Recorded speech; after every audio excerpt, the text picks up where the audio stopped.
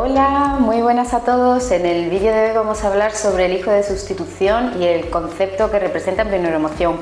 Cuando trabajamos en las consultas de bio, es un concepto que suele salir muy frecuentemente e implica una serie de consecuencias a nivel emocional, físico y psicológico.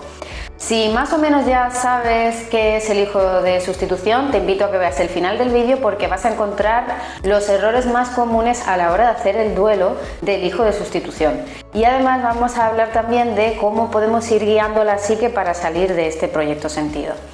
Si no sabes muy bien qué es el hijo de sustitución o se te confunde con alguno de otros conceptos que utilizamos también en bio, como el gemelo solitario, el yaciente, etcétera, etcétera, te invito a que disfrutes del vídeo.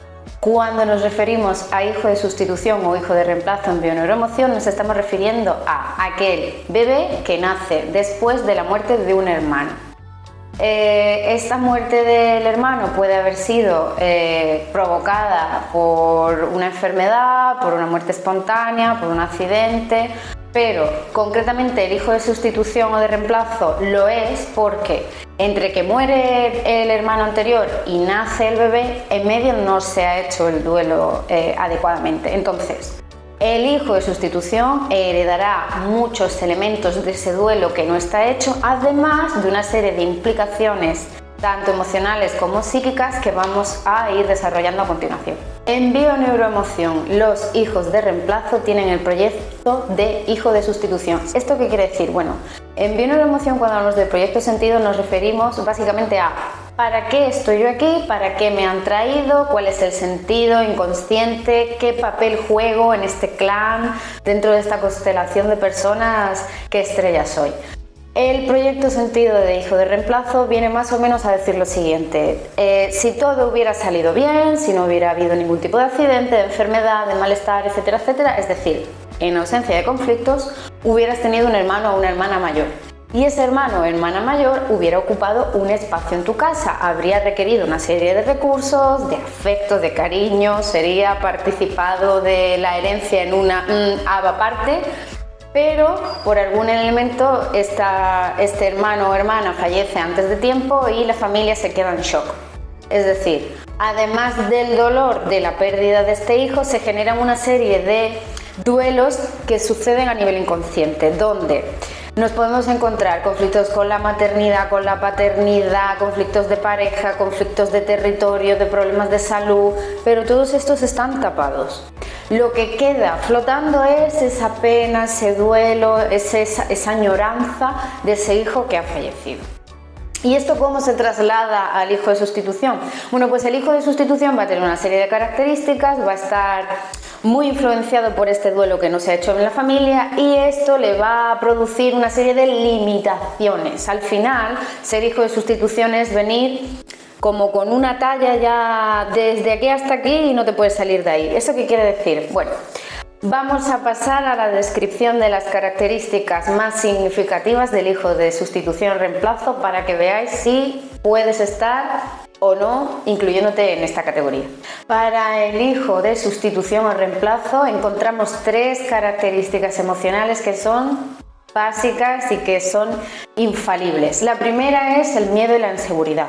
Tenemos que tener en cuenta que cuando este hermano o hermana mayor fallece, a la familia siempre le pilla por sorpresa. ¿Por qué? Porque la biología nos dice que lo normal no es que se muera el más pequeño de la casa.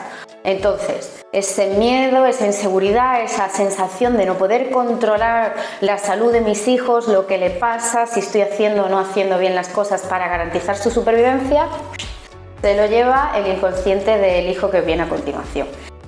Esos miedos e inseguridades lo que hacen en el hijo de sustitución es que al final siempre tenga una percepción de la vida como que no puedo hacer nada si no estoy muy seguro de que no hay peligro, de que me va a salir bien, de que no me voy a llevar una decepción, de que no voy a hacer algo que moleste a la familia, etcétera, etcétera. Entonces, estos miedos e inseguridades también repercuten muy negativamente en la autonomía del hijo de sustitución o reemplazo, porque lo que le hacen también es sentir que solo si fuera capaz de garantizarse que todo va a salir bien y que no hay peligros de ninguna manera, es cuando entonces puede hacer lo que quiere, o si no, se queda en la zona de confort, que en realidad es la zona conocida, no especialmente confortable, y siente siempre que su vida no avanza.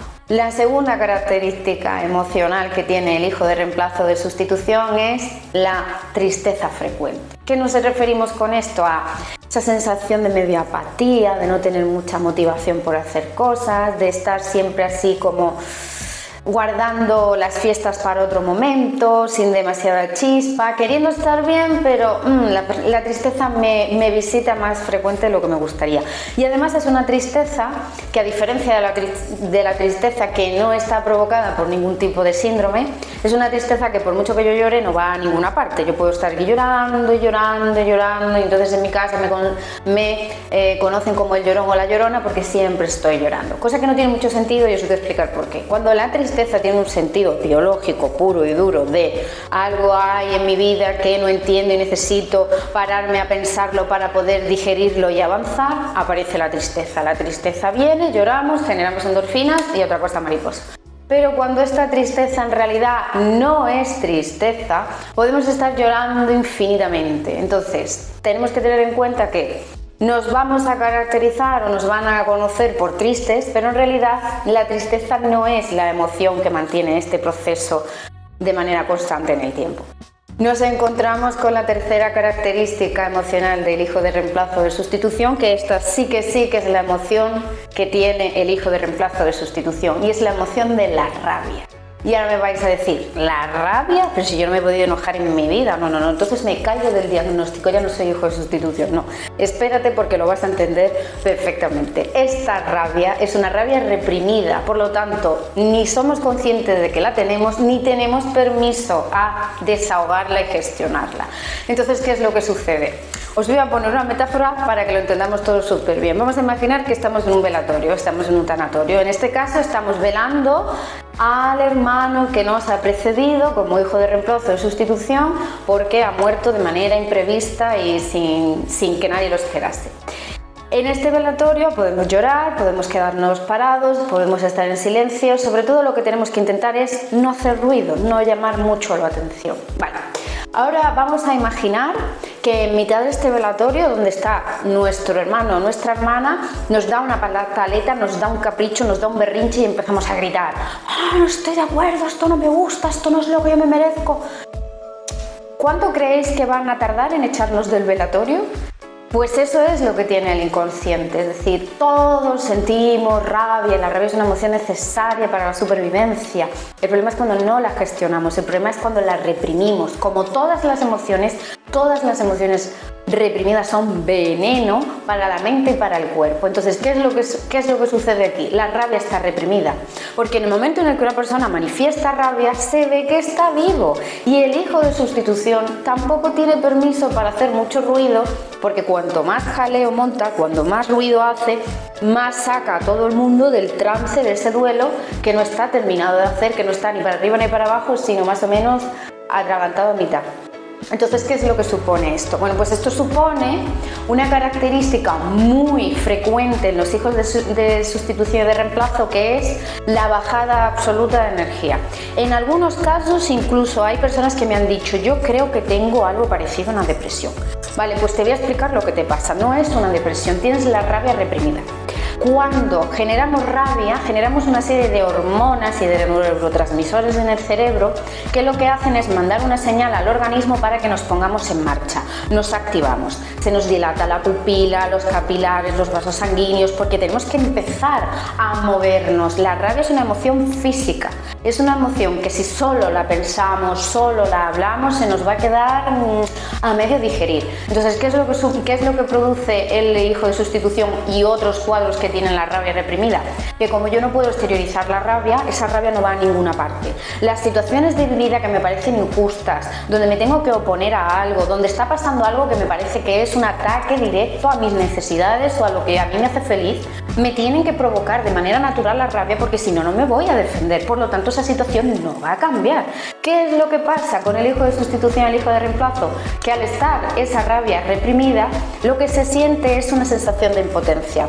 El organismo intenta que gestionemos esa rabia, pero como no llegamos a gestionarla, todos esos neurotransmisores, toda esa química de la rabia revierte al organismo donde no toca, por ejemplo el estómago, produciendo problemas de estómago, por ejemplo produciendo problemas de pérdida de pelo, bruxismo, todas las manifestaciones psicosomáticas que nos indican que tenemos mucha tensión pero no está saliendo donde debería.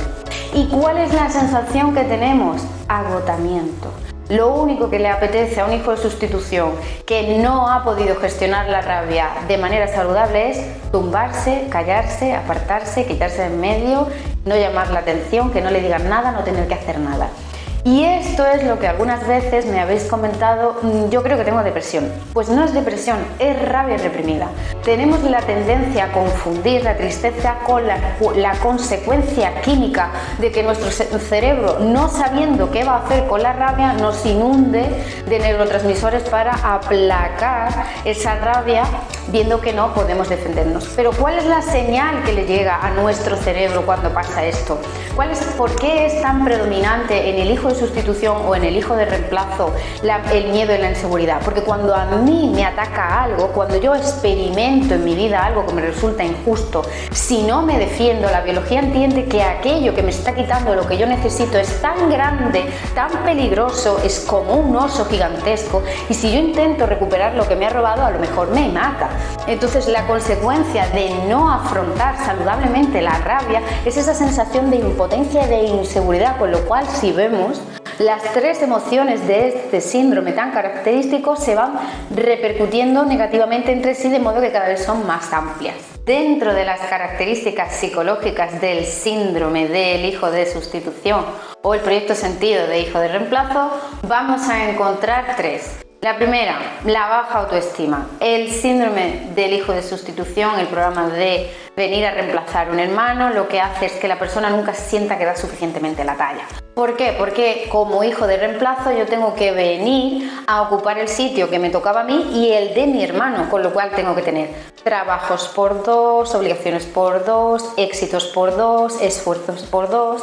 Y claro, si ya con una única vida y con una única agenda hay veces que cuesta, imaginemos por un momento lo que es tener que hacer de dos. O sea, en la obra de teatro que es cada una de las familias, yo tengo que interpretar dos papeles y encima los tengo que interpretar a la vez, cambiándome de vestuario en la entrada y en la salida del escenario. O sea, como para no sentirse que uno no da la talla. De aquí radica la baja autoestima. Pero es que además tenemos un factor añadido que no beneficia precisamente a la baja autoestima, y es que como la psique de nuestros padres y de los adultos de la familia está colapsada por ese duelo que no han terminado de hacer, tampoco nos prestan la atención que sentimos que nos merecemos. Entonces estamos justificando esa falta de atención, esa falta de afecto, esa falta de reconocimiento en que no estamos haciendo bien el papel del que viene a representar, sustituyendo al que no está.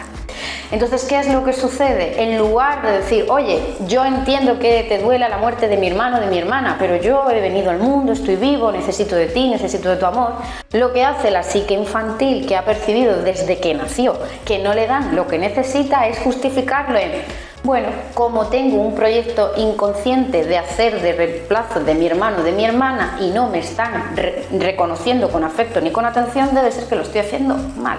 Con lo cual, llegamos al segundo factor psicológico que caracteriza al hijo de sustitución o de reemplazo, que es la autoexigencia. La autoexigencia está por las nubes. Siempre el hijo de sustitución o de reemplazo se va a venir a comparar con su versión ideal, con el yo ideal, un yo ideal fantástico, maravilloso, que le falta levitar y exudar Chanel número 5. ¿Qué es lo que sucede con esto? Que lo que hacemos es que nunca nos vamos a sentir suficientemente orgullosos de lo que estamos consiguiendo ya, de lo que hemos avanzado, de lo que hemos conseguido con nuestro esfuerzo, con nuestras capacidades. No, ¿por qué? Porque siempre habrá una idea en la cabeza que nos dice que lo podríamos haber hecho más rápido, mejor, con menos coste, antes, que otra gente lo ha hecho. Entonces, esta inercia por compararnos siempre con niveles inalcanzables viene justamente de esto. Yo tengo que hacer que mis padres dejen de llorar a mi hermano o a mi hermana. Y entonces siento que mientras ellos no hacen el duelo, yo estoy fracasando. Por lo tanto, tengo que hacer más. Tengo que conseguir que papá y mamá estén tan contentos con lo que yo haga que se olviden de que han perdido un hijo. Este es el mensaje que hay en el inconsciente de alguien que tiene el proyecto de hijo de sustitución o de reemplazo. Y de todo lo anterior llegamos al tercer elemento psicológico característico del hijo de reemplazo de sustitución: la excesiva preocupación por el bienestar o por la opinión de los progenitores. Quiero que estén orgullosos, que estén bien, que no les pase nada, que cuenten conmigo, que me dan. Entonces, este proceso va haciendo que el hijo de sustitución o de reemplazo va apartando su vida para poner en el centro la de sus padres. O, en el peor de los casos, cuando la relación con los padres no es muy positiva, no hay mucho contacto, no hay mucha afinidad, que esto suele suceder bastante a menudo, lo que hace la persona es inconscientemente dejar de hacer todas las cosas que sabe que sus padres no le aprobarían. Pero no sabe por qué, pero cuando intenta hacer algo de eso, oye, siempre salen las cosas mal, se bloquea, se autosabotea, porque al final el proyecto sentido de ser hijo de reemplazo es: tú vas a calmar mi dolor por la pérdida de tu hermano. Y llegamos a las consecuencias físicas. En las somatizaciones que caracterizan al síndrome del hijo de reemplazo, al programa de hijo de sustitución, encontramos tres que son bastante frecuentes, pero vais a entender muy bien cuál es el sentido que tienen. Una de ellas suelen ser los problemas de tiroides.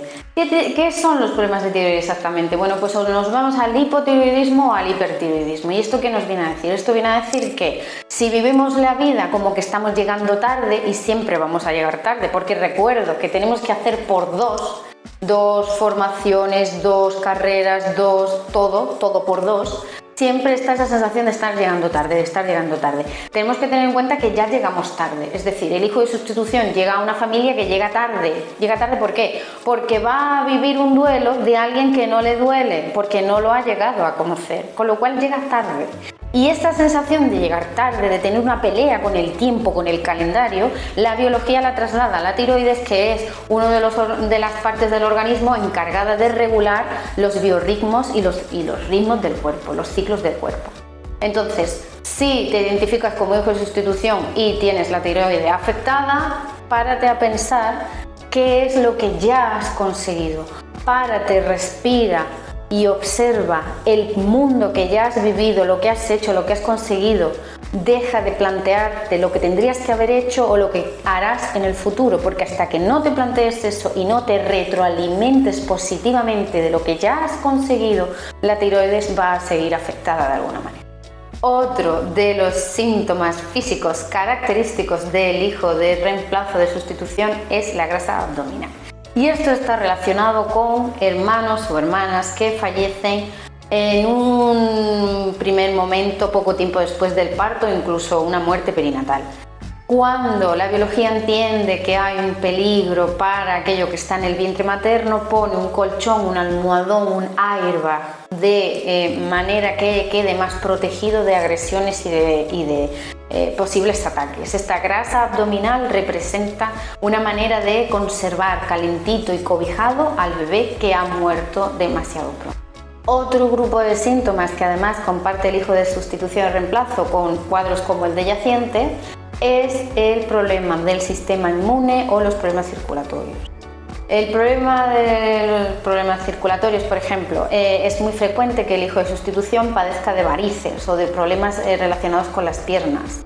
Esa sensación de pesadez en las piernas. Para la biología esto representa una sensación de que la familia me tiene atado, las venas me pesan, me hacen sentir que la circulación no fluye bien. Y como para la biología la sangre es la familia es la sangre, todo lo que tenga que ver con la circulación nos va a decir que o nos falta o sentimos a la familia en exceso en negativo, claro está. Y con respecto al sistema inmune, pues nos vamos a fijar si acaso somos hijos de reemplazo de un hermano que murió por una enfermedad, por algún tipo de proceso vírico. Esta afección del sistema inmune puede provocarnos una deficiencia o un exceso que genere enfermedades autoinmunes. Entonces, estos procesos nos van a decir que tenemos una percepción de nosotros como alguien que puede estar en peligro, que es vulnerable, que no se puede defender de las grandes amenazas de la vida, que le pueden hacer daño tanto físico como emocional. Entonces, sí, vamos a buscar cuáles son nuestras fortalezas, qué es lo que se nos da bien.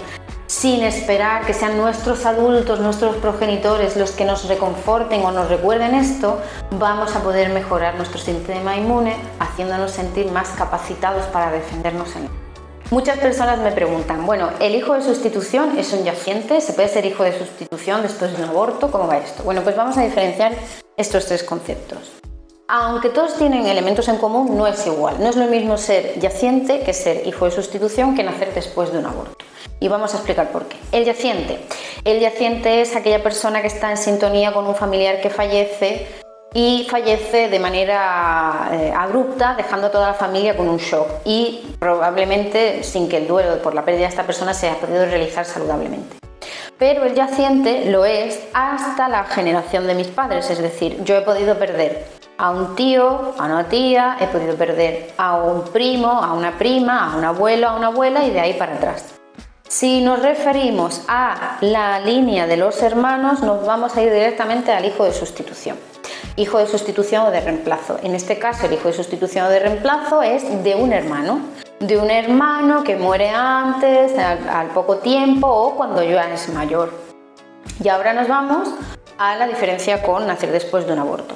Cuando tenemos el proyecto de nacer después de un aborto, lo que vamos es a quedarnos con ese impacto del aborto, que es diferente del hijo de sustitución. ¿Comparten cosas? Sí, pero el nacer después de un aborto tiene la peculiaridad de que depende de cómo se haya vivido ese aborto y de cuál haya sido el motivo por el que se ha vivido ese aborto, el hijo o hija puede nacer con, por un lado, una relación bastante desigual con mamá y por otro lado, siempre la sensación de inseguridad y de incapacidad de defendernos, de sentir que no damos la talla, de que el mundo es peligroso, de que en cualquier momento alguien me puede hacer daño. Y los hijos que son nacidos después de un aborto, si ese aborto no se ha podido hacer el duelo adecuadamente, suelen tener muchos problemas con la confianza con los demás.